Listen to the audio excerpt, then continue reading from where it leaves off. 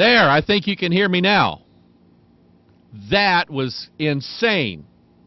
All this stuff I've been going on about, and you didn't hear a word of it.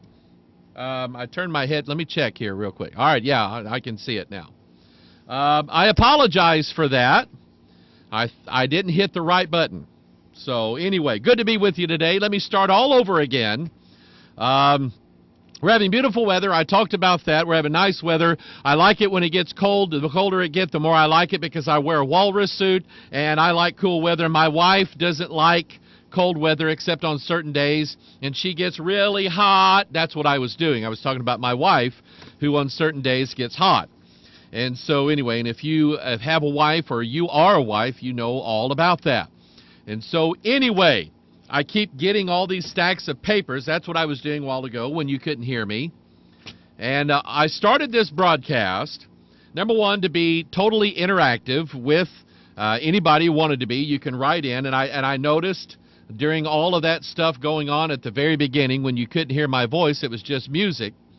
I noticed that, you started writing in. And so I get this little notification at the bottom of my screen, so-and-so saying something, something. And so anyway, so it's completely interactive, and anytime you want to shout out something, be my guest. I don't always have to read everything that you write. Some things I just kind of skip over. But anyway, so that was one of the reasons. The other reason is that there's a lot of stuff going on in the world. And doing a Watchman broadcast for an hour once a week, it doesn't cover it. And I would start out with stuff on the Watchman broadcast, and I'd go, I can't do that, don't have time for that, don't have time for that. You never see that, of course, because it's all edited out. So I started the Pastor Mike Online live broadcast to just go through pieces of paper. And they're starting to stack up again. I don't have enough time to just go through everything that's going on in the world. If this little program was all I did throughout the week, that would be different, but it's not. And so anyway, I have to be a pastor to some really, really good people. I get to be a husband to a really, really nice wife who gets hot on some days. And I like it when she's like that, because then I can roll the window down in the van, or I can turn the air conditioner on, or, any number of things. And then we're both happy. Okay? But anyway, but I am going to deal with something that I said that I was going to, I don't remember when it was. But one of our watchers, and these people are, I'd like to meet them sometime, Terry and Michelle. I'd like for you guys to come into our top secret broadcasting bunker if you can find it, and just meet with you. You guys send me some really, really good stuff in email, and I appreciate it. And Michelle asked me a question that I said that I was going to address, and then my father passed away, and I forgot it.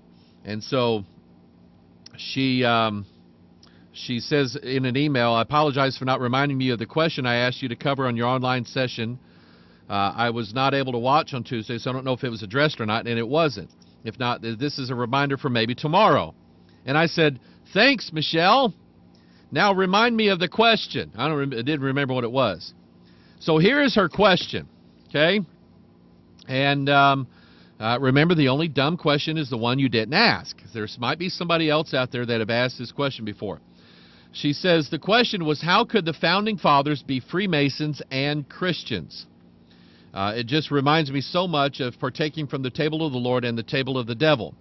There is so much Bible to back up that you cannot be a Freemason and a Christian. We've watched all your awesome teachings on Freemasonry, and it is like a light was turned on after hearing it all in Scripture and searching Scripture and then going back and reading regarding the Founding Fathers. It appears as though everything we have been taught is a lie. Now, let me say this, Michelle. Not everything that you've been taught is a lie. And let me kind of address a couple of issues here. Not all of the Founding Fathers were Freemasons. Not all of them were. Not all of the signers of the Declaration of Independence were Freemasons. Not all of them were involved in some secret plan to throw tea off of a boat in Boston Harbor, which, by the way, those who planned that, there were some of them that were Freemasons at that time.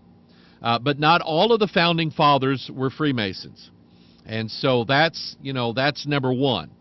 exactly what influence that Freemasonry had on the beginning of our country. There's a lot of good information out there. Chris Pinto makes an excellent case. I've met Chris. The conference I did in South Carolina last winter, about a year and a half ago. Chris was brought in to film it, and we had a good time visiting together and so on. But anyway, he's put out some good information. It's information that I wouldn't refute. I couldn't refute it, and I don't have a desire to, because I think there's a lot to it there. When I talk about America, and I talk about what God has wrought in this nation, and I mean exactly that. I go back to 1620. I go back to the Puritans who left Europe and came and settled this land, and they did so for one reason.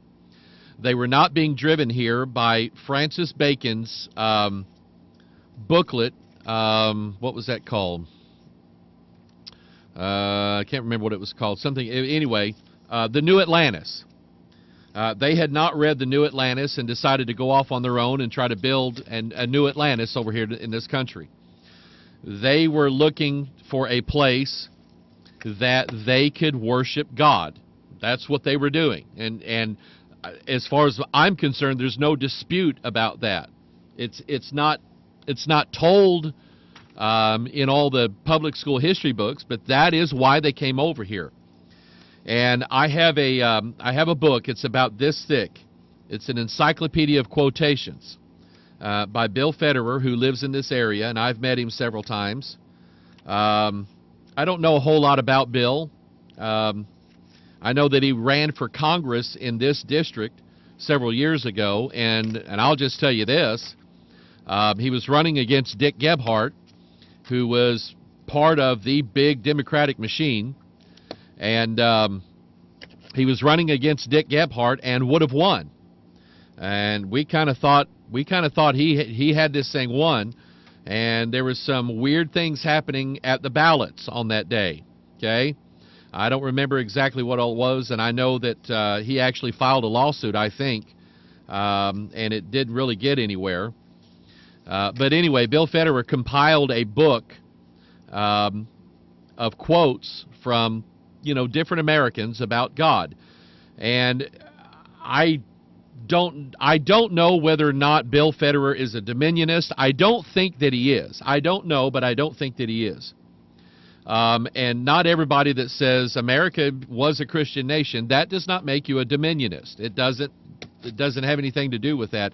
I think America was a Christian nation. It was inhabited by people who were primarily Christians, as opposed to Muslim or Buddhist or anything like that. If you go to Thailand, you're in a Buddhist nation. Okay, if you go to Japan and places like that, that is not a Christian nation. But America was at one time a Christian nation, and in its founding, in other words, in its early settling, when those Puritans came across in the Mayflower, and then after that, when they began to make settlements at Jamestown and in other places, these were people who felt like they were being led by the Scriptures to come to a land where they would be free to worship God the way that the Scriptures, it started out at first being the Geneva Bible and then the King James Bible, and where the Scriptures was dictating to them. It was the rule of law.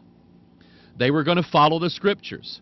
They had agreed to this before they ever came off the boat, that the Scriptures were going to be the rule of faith